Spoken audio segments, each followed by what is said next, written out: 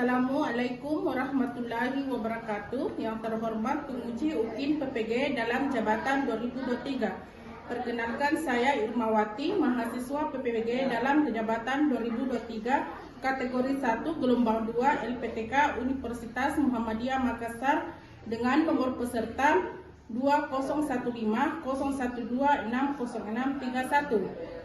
Saya mengajar mata pelajaran Bahasa Indonesia di UPT SMA Negeri 6 Andrekang. Hari ini Senin tanggal 12 Juni 2023 saya akan melaksanakan praktik pembelajaran UKIN di kelas 10 dengan materi menganalisis unsur puisi. Mohon saran dan masukan dari Bapak Ibu semua untuk perbaikan pembelajaran berikutnya agar dapat memberikan yang terbaik untuk peserta didik. Demikian, Wassalamualaikum warahmatullahi wabarakatuh. Assalamualaikum. Waalaikumsalam warahmatullahi wabarakatuh. Bagaimana kabarnya anak-anak? Baik. Alhamdulillah kalau baik. Semua jadi? Jadi sebelum kita mulai pembelajaran pada hari ini, alangkah bagusnya kalau kita memulai dengan doa. Dan kita berdoa bersama dipimpin oleh ketua kelasnya. Siapa ketua kelasnya ya? Sahra. Pimpin doanya. Kita berdoa bersama. Mari kita baca doa. Doa dimulai. Bismillahirrahmanirrahim.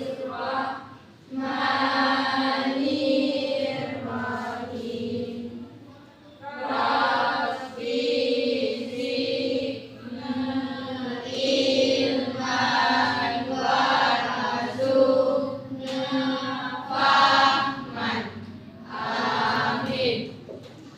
Jadi sebelum kita memulai, kita duduk di hadiran ketua kelas. Siapa yang tidak hadir hari ini? Ar-Rayyan.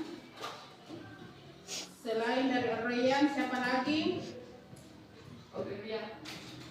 Lilian. Ini Ar-Rayyan bagaimana? Sakit. Iya. Kapan sakit ini kah? Dan kemarin atau ini hari? Oh, ini hari ya. Kita doakan Temanta supaya cepat sembuh. Kalau ini Aprilia? Kenapa ini Aprilia?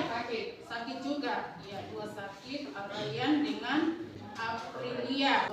Kita menyanyikan salah satu lagu wajib nasional sebagai pembuktian patriotisme kita dan nasionalisme kita sebagai bangsa Indonesia. Ya, kita mulai. 1, 2, 3. Satu nusa, satu bangsa, Indonesia pusaka, Indonesia tercinta, nusa bangsa dan bahasa kita bela bersama. Ibu minta sebelum kita mulai kegiatan terus pembelajaran kita pada hari ini, ada beberapa aturan pembelajaran yang harus kita sepakati bersama supaya tercipta proses pembelajaran yang lancar dan nyaman. Jadi di situ aturan pembelajaran yang harus kita perhatikan di antaranya yaitu yang pertama, Ibu harap usahakan hadir tepat waktu pada saat pelajaran dimulai. Kemudian yang kedua, bagaimana cara menjaga lingkungan yang kondusif dalam ruangan. Karena dalam proses belajar mengajar itu perlu ruangan yang kondusif, maksudnya yang nyaman toh. Karena dalam menerima pelajaran pasti cari lingkungan yang nyaman. Dan itu yang harus Anda perhatikan. bagaimana cara menjaga lingkungan yang kondusif, yaitu dengan adanya tidak ada keributan, tidak ada keributan dalam proses belajar mengajar. Kemudian yang ketiga mengenai kebersihan lingkungan sekolah. Jadi sekarang masih ingat materi pelajaran minggu lalu? Masih ingat Ki? Oke, kalau masih ingat kan minggu lalu kita kan membahas tentang sastra yang tadi tentang novel, cerpen. Nah, karena di situ kita membahas mengenai unsur pembentuk cerpen. Karena unsur pembentuk cerpen terbagi atas dua. Yang pertama adalah unsur intrinsik dengan unsur ekstrinsik. Yang mana yang termasuk lagi unsur intrinsik? Siapa yang bisa? Kalau masih ingat. Unsur intrinsik, unsur yang membangun dari dalam. Siapa yang bisa?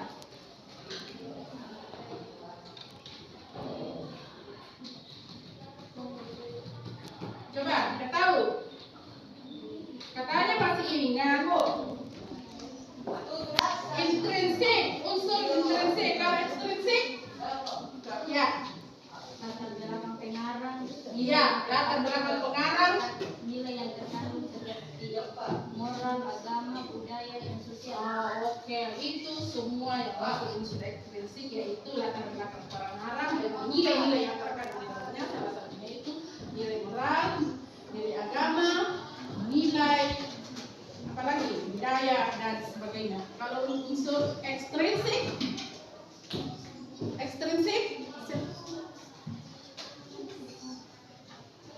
tidak tahu. Itu yang T.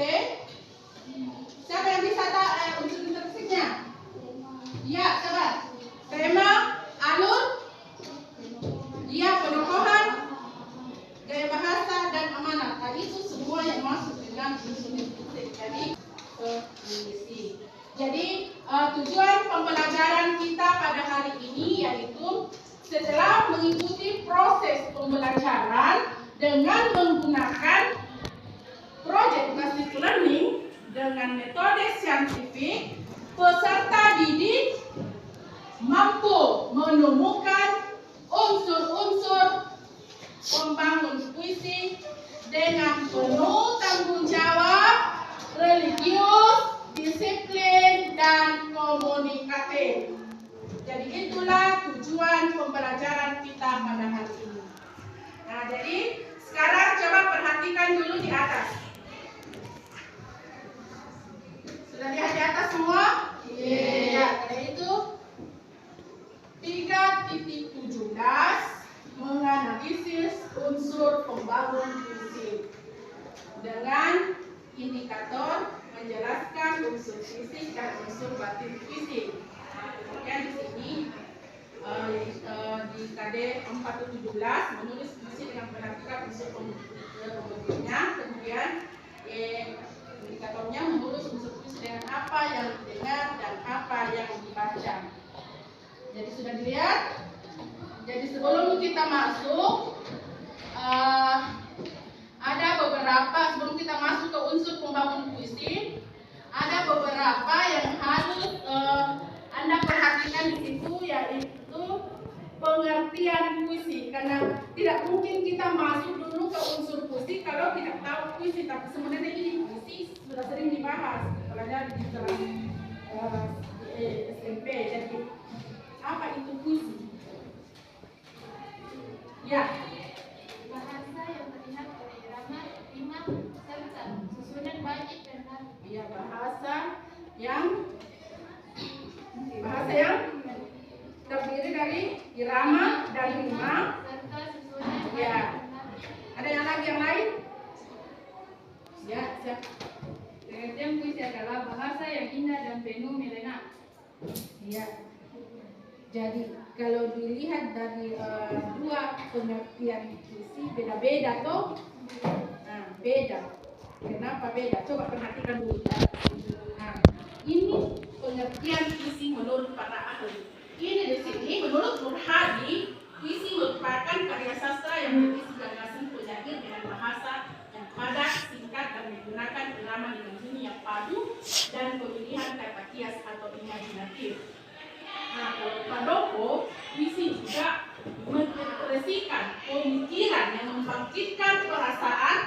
sang imajinasi, panca indera, dan susunan yang berirama. Kemudian menurut Waluyo bahwa puisi sebagai karya sastra yang mengungkapkan pikiran dan perasaan penyair secara imajinatif dan disusun dengan mengkonsentrasikan semua kegiatan bahasa dengan struktur fisik dan struktur batinnya. Dari ketiga pengertian di atas beda-beda, sama dengan terentak tadi. Ada dua pengertian tapi beda. Kenapa beda? Kenapa beda? Karena dalam puisi itu menggunakan bahasa kias. Tahu bahasa kias? Bahasa yang bukan maksudnya bahasa yang mana sebenarnya toh?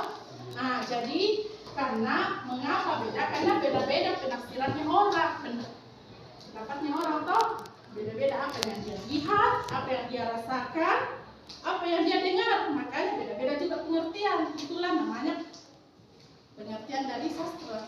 Paham? Paham mengenai ini? Nah, jadi sekarang kita masuk ke unsur pembangun puisi.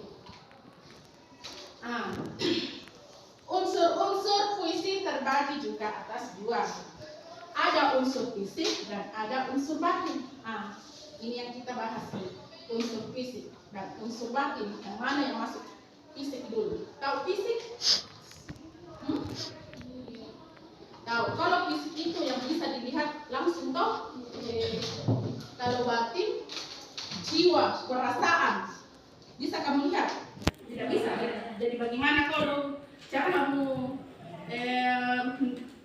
mengatakan bahwa oh ini unsur batin, unsur batin kalau kok tidak bisa dilihat kan tidak sama. Ini kalau unsur fisik kan, kalau fisik salah satu contohnya itu fisiknya, oh dia gemuk, dia kurus toh, kan bisa dilihat. Tapi kalau ini batin kan perasaan, berkata-kata. Ada kita lihat dulu dari unsur fisik ini. Unsur fisik meliputi diksi. Diksi, apa itu diksi? Diksi adalah bahasa yang digunakan penyair. Tidak bisa diteruskan. Bahasa yang digunakan penyair untuk menggambarkan penyair pada suasana dan isi puisi. Coba perhatikan dulu ini. Itu yang dimaksud dengan diksi. Paham? Itu di atas. Diksi, pilihan kata yang dilakukan oleh penyair agar menunjang penggambaran dan perasaan dan isi puisi. Coba perhatikan pilihan kata. Berarti pilihan kata toh dilakukan penyair agar menunjang penggambaran, perasaan dan isi puisinya. Coba perhatikan di sini. Aku ingin salah satu karyanya Sapardi Djoko Darmono. Ada di situ. Aku ingin mencintaimu dengan sederhana. Berarti kata yang indah toh dengan kata yang tak sempat itu yang ditulis bawah warna hitam. Dengan kata yang tak sempat diucapkan kayu kepada api yang menjadikan abu. Aku ingin mencintaimu dengan sederhana, dengan isyarat yang tak sempat disampaikan awan kepada hujan yang menjadikan tiada. Maksudnya di sini intinya aku ingin karya Sapardi Djoko Darmono mengatakan sesuatu tidak sempat dalam hatinya saja.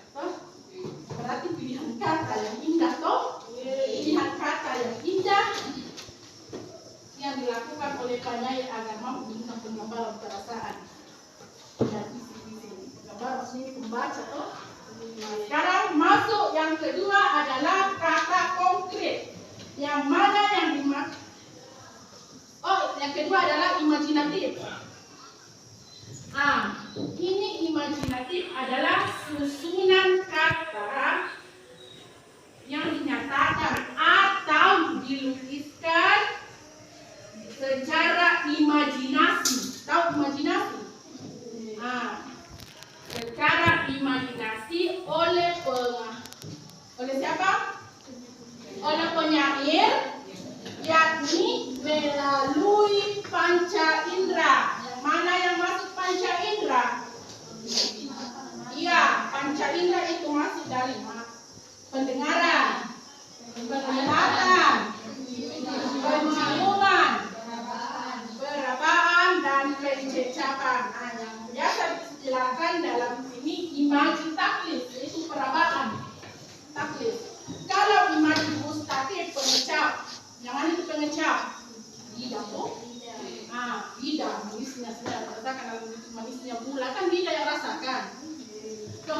kemudian imaji olfaktif, penciuman, harumnya bunga mawar, kan penciuman tak? Nah.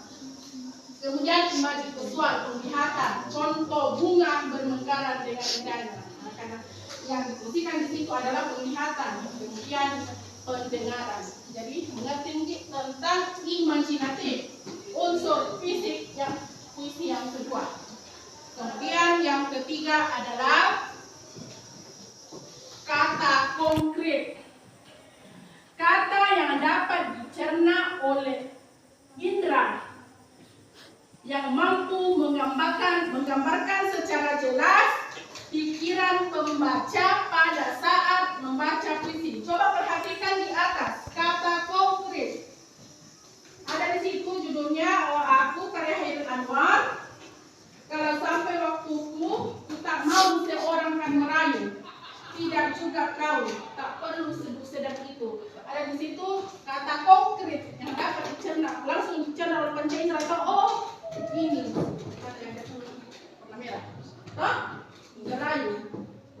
Biar peluru menembus kulitku, aku tetap berada menerjang luka dan bisa berlari hingga hilang perih-perih. Maksudnya kan biasa itu kalau kita membaca puisi atau karya sastra, yang pertama kata-kata yang langsung dicerna pasti kata-katanya yang pertama yang bisa mencerna kan? Kan kata konkret. Paham? Sekarang kita masuk yang berikutnya adalah bahasa kias. Tahu bahasa kias? Sering belajar majas? Ya, majas, bahasa yang digunakan penyair untuk untuk mengatakan sesuatu dengan membandingkan dengan kata lain, membandingkan dengan benda, atau dengan kata lain membandingkan secara jelas. Yang biasa kita lihat dalam majas personifikasi, majas hiperbola, dan majas metafora. Yang mana yang masuk majas personifikasi? Membandingkan benda mati seolah-olah hidup, berperilaku seorang manusia. Ada di situ tak ada jadi tabah dari bulan hujan. Juni. Kalau kita lihat itu kursinya hujan di bulan Juni. Siapa bisa kasih contoh satu ini majas personifikasi membandingkan benda mati seolah hidup dan berperilaku seorang manusia. Siapa yang bisa? Ya. Angin sampaikanlah salamku kepadanya. Iya, angin sampaikanlah salamku kepadanya. Adakah angin bisa sampaikan salamku kepadanya? Tidak. Jadi membandingkan benda mati seolah hidup. Itu.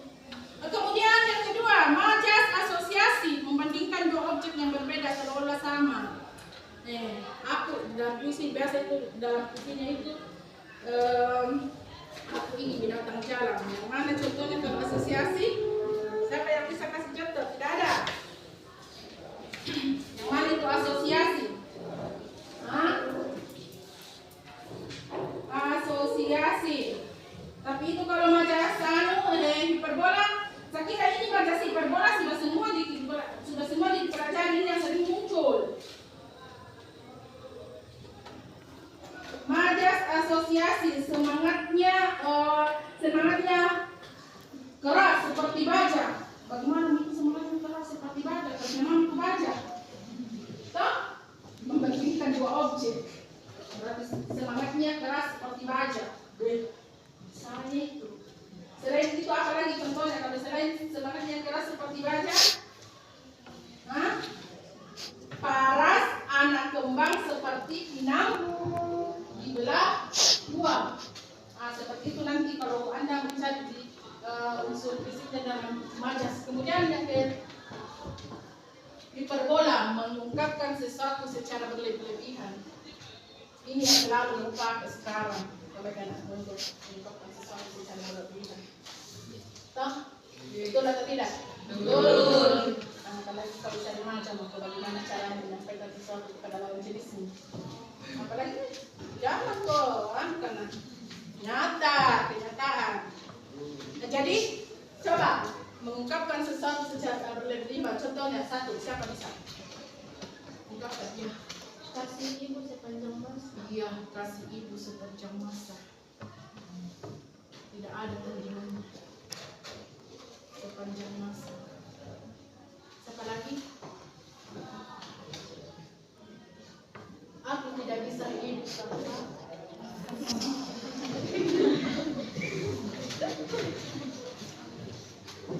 Aku sangat mencintainya sebagai jantungku.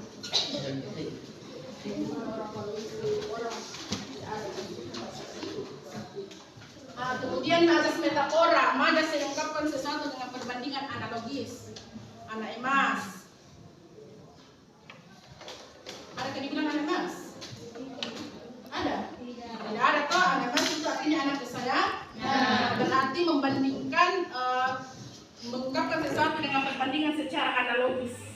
Nah, kemudian kau adalah darahku. Bagaimana nih? Kau adalah darahku. Orang itu tanpa darah kan tidak bisa hidup. Nah, berarti kalau orang itu kau adalah darahku berarti sekali dia apa namanya berharga sekali. Sama dengan kau adalah jantungku, berharga sekali bagi dia. Ini kamu selalu pakai, betul atau tidak? Betul. Nah, sekarang itulah unsur fisik puisi yang keberapa itu? Keempat, majas. Sekarang kita masuk yang berikutnya adalah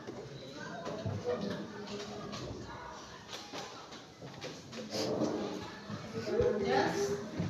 Nah, ini contohnya tadi di situ rima. Tahu rima? Masih tidak tahu rima. Pola bunyi.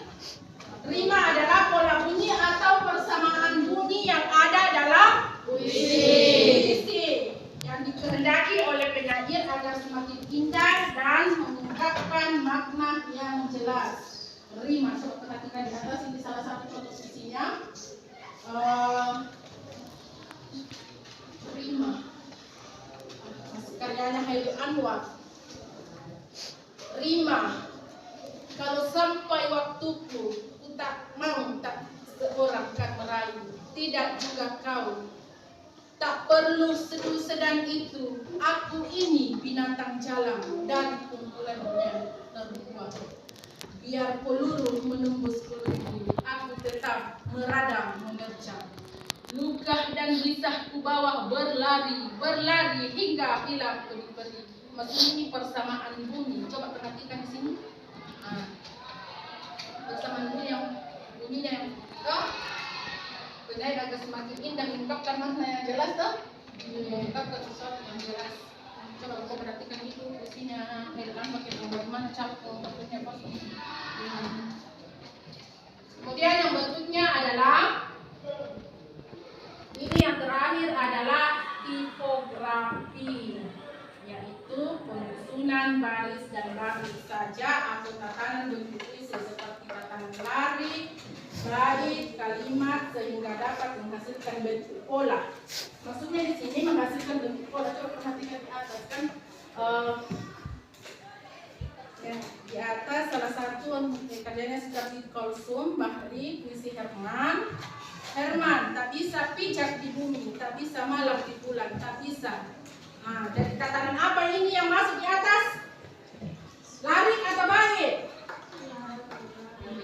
Iya, larik dan bait. Nah, bisa juga tatanan kalimat. Kemudian yang kedua apa? Yang kedua tadi unsur batin. Nah, ini batin, jiwa dan perasaan.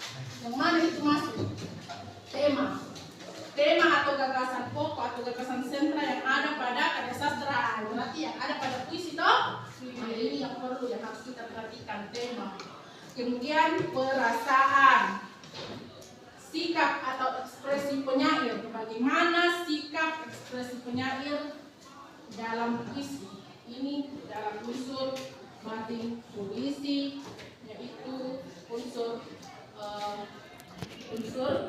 apa? Unsur fisik atau unsur batin? Unsur batin. Dan perasaan, ini perasaan adalah sikap atau ekspresi penyair penyair.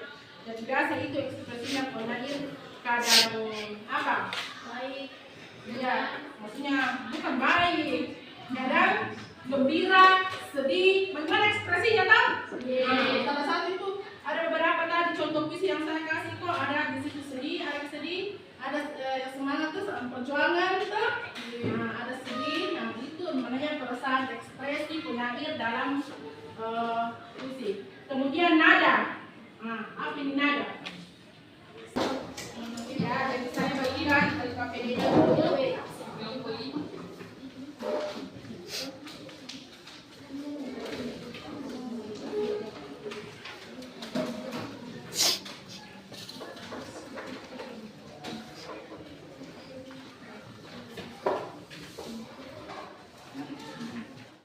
Mempresentasikan hasil pekerjaannya.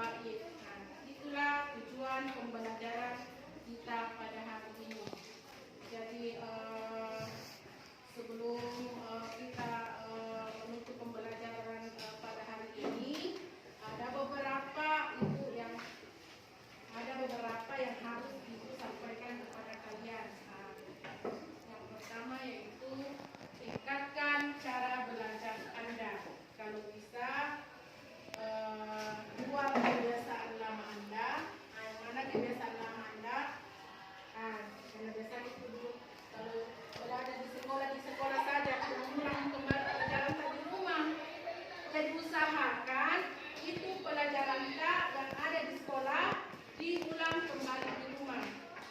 Paham Ki? Jadi jangan cuma di sekolah saja, belajar Ki baik-baik di rumah. Karena apabila pelajaranmu kau bawa lagi ke rumah, semua apa yang kami pelajari tentang ini yang bisa akan bisa tercapai dengan baik. Amin. Itulah salah satu penyampaian ibu untuk diperhatikan. Ya. Jadi sebelum kita menutup pembelajaran kita pada hari ini, Ibu menginformasikan dulu materi pelajaran kita yang akan datang, yaitu masih mengenai puisi. Tapi yang diperhatikan di situ bagaimana, karena sudah kita membahas unsur-unsurnya, jadi bagaimana cara membaca puisi dengan baik